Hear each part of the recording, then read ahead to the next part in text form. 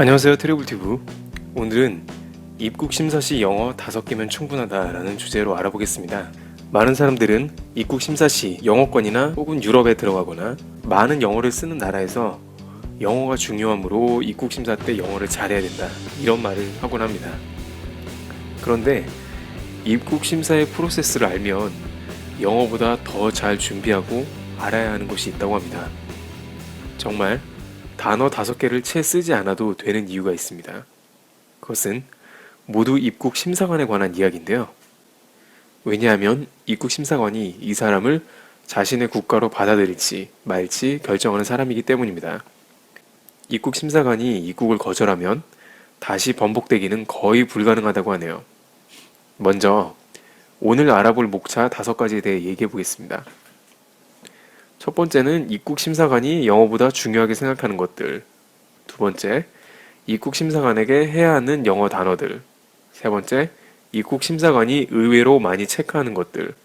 네 번째, 입국 심사관에게 절대 해서는 안 되는 것들. 다섯 번째, 입국 심사 시 영어가 정말 필요한 곳.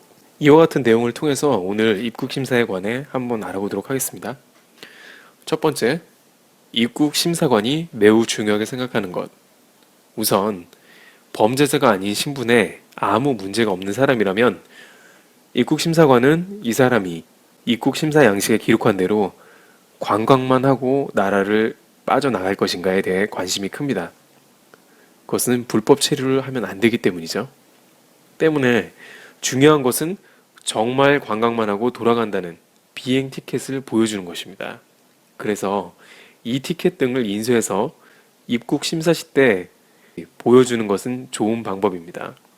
한국으로 돌아가는 티켓이 있음을 보여주는 것입니다. 물론 요즘에는 전산으로 다 확인이 가능할 수도 있지만 혹시 전산에 문제가 있을 수도 있고 입국 심사관이 보여달라고 할 수도 있습니다. 그렇기 때문에 인쇄해서 가시고요. 또한 관광지로 여행 간다는 것도 보여주는 것이 좋습니다. 만약에 로스앤젤레스와 같이 한인들이 많이 사는 곳으로 입국할 때 심사가 까다로울 수 있는데요. LA에 며칠 있다가 라스베가스로 가는 비행 티켓 등을 보여주는 게 좋습니다. 라스베가스는 관광 외에는 거의 갈 일이 없기 때문에 좀 더 설득력 있게 어필할 수 있다는 거죠. 즉, 본인은 순수한 관광객이며 전혀 이 나라에 오래 머물 생각이 없다는 것을 확신시켜줘야 한다는 것입니다. 미국의 얘기가 아니라 세계 각국에서 동일하게 적용되는 내용입니다.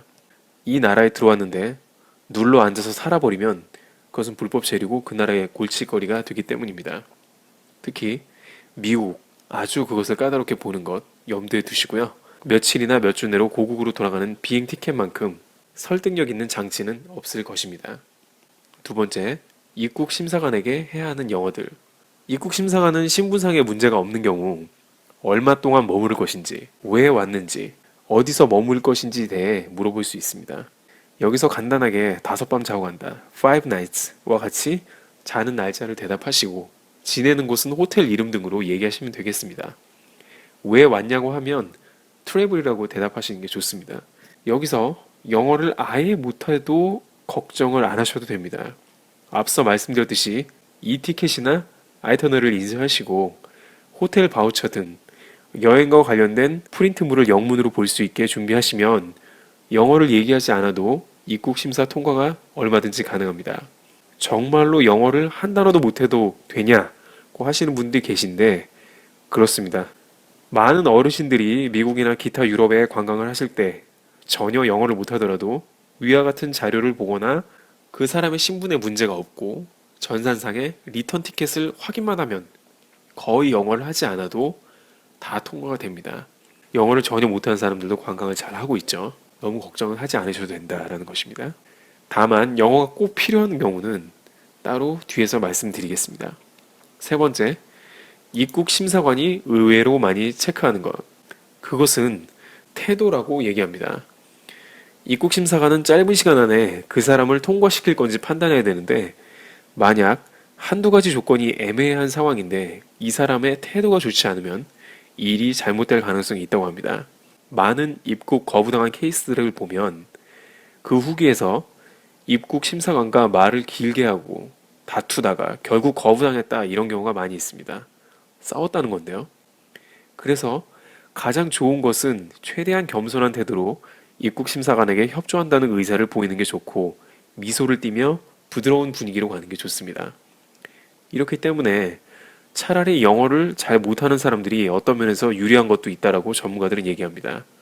왜냐하면 영어를 잘하면 서로 논쟁이 될 가능성이 크고 전투적으로 공격적으로 그런 어휘를 쓰기 쉽고 또 사람이라는 것이 말실수를 할 수 있기 때문에 차라리 겸손하게 영어를 못하는 사람이 입국 심사가 훨씬 순조롭다. 그 사람의 신분이 문제가 없고 그 나라가 예를 들어서 미국 같은 경우 한국에 대해서 문제를 삼지 않습니다. 미국은 일부 중동 국가라든지 위험 국가로 정한 국가가 있는데 한국은 위험 국가라고 삼지 않는다는 것이죠.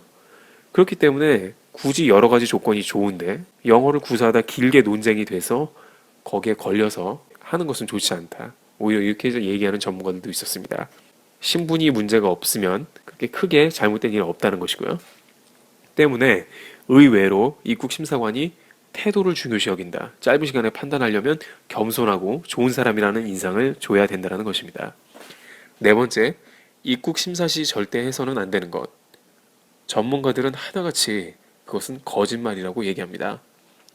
만약 어떤 거짓말을 했다는 것이 발견이 되면 그것이 실수였더라도 매우 힘든 상황에 처할 수 있다고 합니다. 예를 들어 본인이 범죄 기록이 있었다면 입국 시트에 기록을 잘 해야 되겠죠. 사업의 목적으로 왔다면 그렇다고 얘기를 해야 됩니다. 리턴 티켓이 없다면 그렇다고 얘기를 해야 됩니다. 왜냐하면 입국 심사관은 해당 사람의 핵심적인 정보를 들고 있을 가능성이 크고 그것은 전산화가 다 되어 이미 보고 있는 상태일 수도 있습니다. 만약 그것이 거짓말이라고 판단이 되면 요주의 인물로 판단이 되어서 입국을 거부할 가능성이 크다고 합니다. 그래서 관광객들은 입국 심사관은 모든 것을 알고 있다라고 가정을 한 다음 사실만을 말하는 게 매우 중요하다고 하겠습니다. 다섯 번째, 입국 심사 시 정말 영어가 필요한 곳. 그것은 바로 미국인데요. 얼마 전에 미국 입국 시 한국이 아닌 제3국에서 미국으로 들어갈 경우 단순 경유가 아니고 제3국에 체류를 했다가 미국으로 들어가는 것을 의미합니다. 예를 들어 캐나다를 거쳐서 미국으로 들어가는 것, 일본에 체류했다가 미국으로 들어가는 사람들, 그런 사람들을 대상으로 입국 심사 시에 영어를 하지 못하면 문제를 삼기로 했다는 내용이 발표되었습니다. 때문에 제3국을 거쳐 미국 들어가신 분들은 미국 들어갈 때 주의를 하셔야 되고 영어를 구사를 잘 해야 된다는 그런 내용입니다. 앞으로 미국 관광 시 입국 심사가 점점 강화된다고 보시는 게 좋을 것 같습니다. 아무래도 트럼프 정부의 방향과 일치한다고 봐야 되겠습니다. 이것은 올해 하반기부터 결정이 난 상황이기 때문에요. 앞으로 해당됩니다. 앞으로 몇 년 동안은 미국 관광 낼 때 여러 가지 문제로 인터뷰가 길어지거나 비행시간이 지연이 되거나 미국 관광 시에는 공항 자체를 빨리 가야 될 수도 있다고 봐야 되겠습니다. 그리고 또한 미국 비자가 거절되었던 경험을 가진 사람들, 범죄 경력이 있지만 비자를 받아서 미국에 가는 사람들도 그 대상이 될 수 있습니다. 입국 심사관이 이런 사람들에 대해서는 좀 더 자세하고 정확한 대답을 원하는 질문을 할 수 있습니다. 그렇기 때문에 이런 분들은 영어 인터뷰를 준비를 따로 하셔야 될 것입니다. 이상으로 입국 심사 시에 필요한 내용들을 알아봤습니다. 여행하시는데 참고하셔서 도움이 되었으면 좋겠습니다. 흐물티브 오늘은 여기서 마치겠습니다. 감사합니다.